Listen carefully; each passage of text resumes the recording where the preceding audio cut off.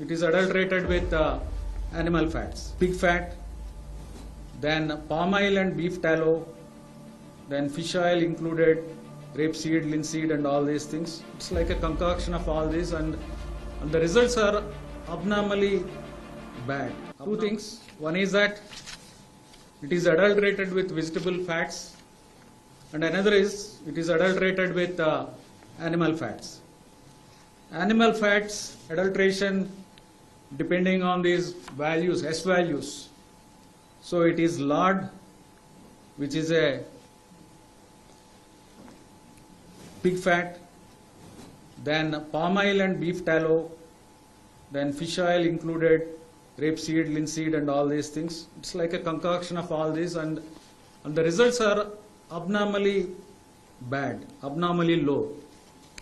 Like the pure ghee, pure milk fat, the pure milk fat should have reading between 95.68 and 104.32. That is the range a pure milk fat should have. But unfortunately, this sample, almost all the samples have values around 20, which means that the samples or the milk or the ghee supplied is highly adulterated, not even close to the range.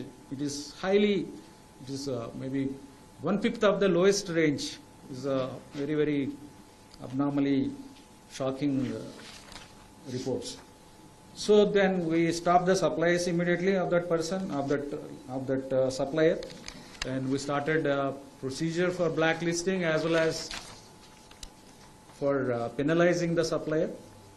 Then we formed an expert committee on the ghee supplies, how to improve the supplies and how to improve the tender conditions so that we get good quality people, and also how to strengthen our internal systems so that we don't have this problem in future again. So as per that, we called for one tender as per interim report of the committee, and then we found good suppliers. Then we started getting supplies from them. They are found to be, their samples were tested, they are found to be good within the limits, and then sensory parameters also are good. Then as per the final recommendation of the expert committee, we called for the tender, and the tender is under finalization. Then as per the recommendation of this expert committee, they recommended that we should have our own internal lab. Until that time you set up your own internal lab. You should use the services of outside lab,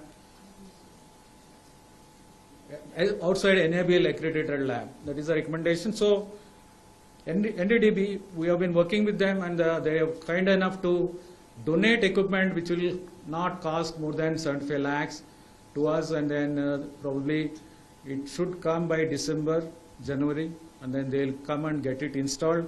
And this issue will have a permanent solution. In future will not have.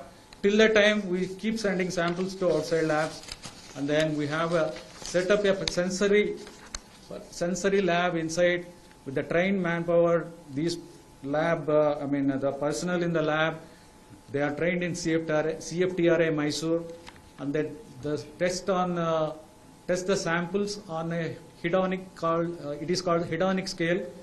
They rate from 0 to 9. Anything above 7 is acceptable. So the lab is already established. It started working. So we will have no problem of ghee adulteration in future. We have full plan in place, and then we are implementing it.